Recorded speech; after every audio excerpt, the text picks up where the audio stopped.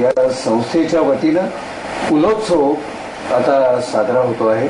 या पुलोत्सवाच्या निमित्तानं सन्माननीय बाळासाहेब ठाकरे हे पुलंच्या विषयी त्यांच्याकडनं भरभरून काही ऐकावं या उद्दिष्टानं आजची ही गप्पांची छोटीशी अनौपचारिक महफल. खरं तर आपल्या बोलण्यातनं आणि लिहिण्यातनं भोवताच्या गोष्टीतली विसंगती टिपत त्याच्यावर मिश्किल चुरचुरीत भाष्य करणारे पुलं, त्यांच्यावर त्यांच्याच जातकुळी असलेले म्हणजे भोवताच्या विसंगतीवर रंगरेषातनं आपले सपकारे मारत त्याच्यावर आपलं भाष्य टिप्पणी करणारे ज्येष्ठ व्यंगचित्रकार शिवसेना प्रमुख बाळासाहेब ठाकरे यांच्याशिवाय पुलंवर कोण बोलणार. मला तुम्हाला खरंच विचारावंसं वाटतं की दोघांची सुद्धा त्यांच्या रंगमंचावरची तुमची कागदावरची पण जातकुळी एकच नाही. जात आणि कुळी हे दोन्ही शब्द मला आवडत नाही. मला पुटकुळी सुद्धा आवडत नाही. तर जातकुळी कसली घेऊन बसलात तुम्ही. आमचं जमायचं विनोद हा आमचा खास महत्वाचा अंग होता. मला आठवतं पुलंना जळाला 75 वर्ष पूर्ण झाली. अमृतोत्सव राजा शिवछत्रपती शाळेमध्ये त्या हॉलमध्ये त्यांचा सत्कार झाला. भीमसेन जोशी पण आले होते, शरद पवार आले होते. मी गाडीतनं उतरलो तेवढ्यात तुमची ती कुठची फुलराणीवाली कोणती भक्ती बर्वे ती हातात दांडकं घेऊन आली. मी गाडीतनं एक पाय माझा बाहेर पडला होता. बाळासाहेब पुलंबद्दल आपले प्रतिक्रिया आपले विचार म्हटलं बाई म्हटलं एक पाय माझा आतमध्ये आहे गाडीत तो तर बाहेर काढू दे. बाहेर आल्यानंतर उभा राहील म्हटलं हा बोल. नाही पुलाबद्दल आपलं काय म्हणणं विचार आहे. म्हटलं मी असं म्हणेन की मी रेषांचा व्यंगचित्रकार आहे आणि पुलं हे शब्दांचे व्यंगचित्रकार आहेत. वाह केलं तिने. हे तिने आतमध्ये जाऊन सांगितलं पुलंना. त्या पुलं सुनीताबाई बाजूलाच बसल्या त्या आणि सुनीता बाळबग माझ्याबद्दल काय बोललं माझ्याबद्दल काय काय काय मी ते त्यांनी सांगितलं. सांगतो मी सांगितलं त्यांनी आपल्या आवाजात वा केलं तिने सुनीताबाईने. असे आमचे देणीघणी असायची. मोठा मिश्किल माणूस पण मोकळा. असले छक्के म्हणजे आयुष्यात त्यांनी कधी खेळले नाहीत. आपण बरं आपली कलावारी एकदम त्याच्यामध्ये अगदी धुंद असायचे ते. असा माणूस नाही होणार. खरंच नाही, कधीच नाही होणार. इतकी विनोद बुद्धी असलेला. एकेकाचे ढंग असतात कबूल आहे पण पुलं नाही. खरंच नाही असं बियॉन्ड एनिबडीचं इमॅजिनेशन. खूपच. बटाट्याची चाळीला मी ते कुठे लागायची बटाट्याची चाळ बिर्ला आणि आम्ही राहत होतो दादरला. मी आणि आणि माझी पत्नी पहाटे 5 वाजता उठत असो. सकाळचा शो तो असायचा मला वाटतं 8:30 आणि तिकडे गाडी नव्हती आमच्याकडे त्यावेळेला. सकाळी उठून चहा पाणी वगैरे घेऊन सगळं आंघोळ चहा पाणी वगैरे झालं. टॅक्सी पकडायची आणि 2 जण आम्ही बिर्ला मातोश्रीमध्ये जायचो.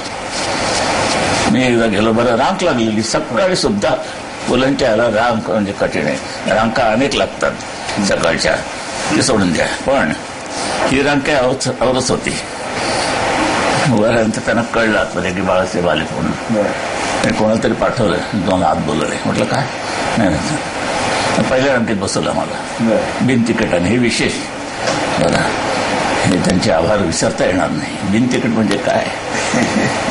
बटाट्याच्या चाळीसारखं तुम्ही त्यांच्या 3 का 4 वेळा तो शो बघितला मी.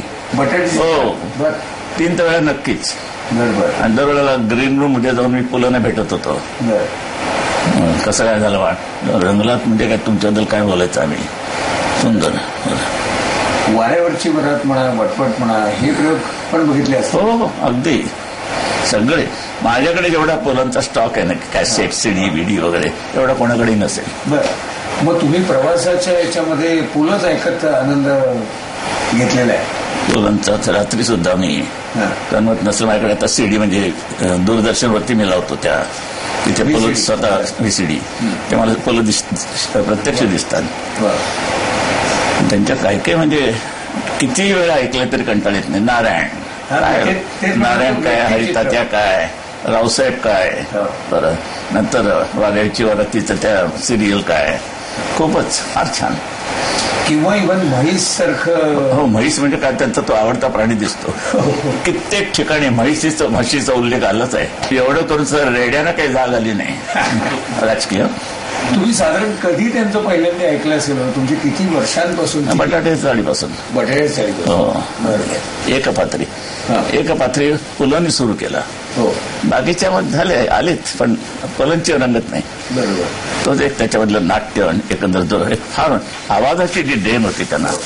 बरं म्हणजे उदाहरणार्थ ते म्हशीमधला पाऊसदार. बरं तो येतो असा, डोळे त्याचे तार वाटलेले, एक तर त्यांची रात्री झाली तरी नसावी किंवा जास्त झाली तरी असावी, हे वाक्य आहे. आणि त्याच्यावर चौकी तो पंचनाम्याला सुरुवात करतो. ड्रायव्हर कोण आहे, हा जो आवाज काढायचा ना, ड्रायव्हर कोण आहे, मी लायसन बघू, ही आवाज काढण्याची पद्धत कोणाला जमली नाही. त्यानुसार गोष्ट सांगत असायचे, त्याला काही अर्थ नाही. नुसतं नॅरेशन नव्हतं त्यामध्ये हे होतं, नाट्य होतं. छटा आवाजात छटा बटा. त्यांची पुस्तकं पण बहुतांशी वाचली गेली असतात. काही पॅरे वाचलेले आहेत त्यांचे खास, पण जिथे प्रत्यक्ष पाहायला मिळतं त्या वाचनाला कशाला वेळ घालवायचा असं आहे. ते उपलब्ध. आता नारायणचं पुस्तक आहे माझ्याकडे लायब्ररीत, पुलंचीच आहेत बरीचशी. हो सगळं. बरं हा, त्यांचं ते अपूर्व आहे, ते तुफान अपूर्व होते, अपूर्व आहे, तुफान होतं अगदी. आणीबाणीच्या काळामध्ये त्यांनी जी भाषणं करून संपूर्ण महाराष्ट्रामध्ये जागृती केली आणि नंतर त्यातनं पूर्ण विजय मिळाल्यानंतर मात्र पूर्ण माझी वस्त्र मी उतरून ठेवते आणि ते बाजूला झाले. काय वाटतं? नाहीतर काय, राजकारण नागडत असतं. वस्त्र तुम्ही नाही उतरली तर दुसरे उतरवतात, असं आहेच ते. पण त्यांचं एक सज्जन माणूस होता. सज्जन काम वाटतं ते आणीबाणीतलं. अर्थात त्यांच्या वलयाचा फायदा जनता पक्षाला झाला. जनता पक्षाचा फायदा काही पुलानं नाही झाला. जनता पक्षामध्ये काही पुलं मोठे नाही झाले. बरं, पण तो झाला. कारण शेवटी गर्दी खेचणं तेवढी त्यांनाही मिळाली नसती, ती पुलांनी मिळून दिली. आणि गल्लीमध्ये सुद्धा मला माहिती आहे, सखाराम किल्ले रोड, आम्ही ज्यावेळेला मुंबईत प्रथम आलो तिथे आम्ही सखाराम किल्ले रोडला कृष्णा निवास आहे, तिथे उतरलो होतो. त्याच गल्लीमध्ये त्यांनी सभा घेतली, मी पाहत होतो, पुलं बोलत होते. तुम्ही जसं म्हटलं की त्यांच्या व्यक्तिचित्रांमध्ये हे म्हैसचं उदाहरण दिलं तर आवाजाच्या वैविध्यामुळे मजा आणतात. निश्चित या भाषणामध्ये तुम्ही एक उत्तम वक्ते आहात, तर तुम्हाला काय त्यांच्या भाषणातलं नेमकेपण जाणवलं? नेमकेपण म्हणजे विषयांवरती अवलंबून आहे ना, विषय कोणचा आहे म्हणजे मांडणी त्या विषयानुसार त्याचा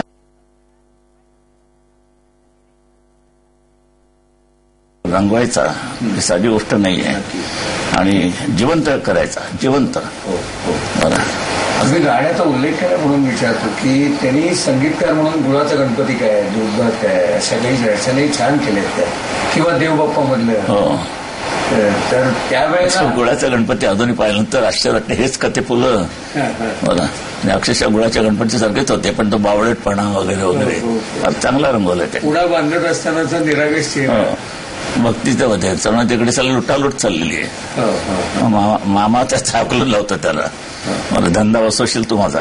गुळाचा गणपती तुम्ही त्यावेळेला पाहिला तर का अलीकडे याच्यावर आल्यावर पाहिलं? नाही, मी कॅसेटवर पाहिलं. कॅसेटवर. तुमच्या वाऱ्यावरची वरातची मला वाटतं त्याची चित्र तुम्ही काढली. दिवाळी अंकात, मानविकच्या दिवाळी अंकात वरातीचे प्रयोग गाजत असल्यामुळे ते नाही, त्यावेळी आमची दोस्ती होतीच ना, वरच्यावर भेटत होता. हो, मध्ये मध्ये चालायचंच कुठे ना कुठेतरी. त्यांचे एक सगळं विनोद म्हणजे त्यांचा इतका जागा असायचा, जिवंत असायचा. मी पूर्वी ते दादर वरळीला राहत होते. बरं, आणि तिथे तो चांदोरकरांचा लाडू, बुंदीचा लाडू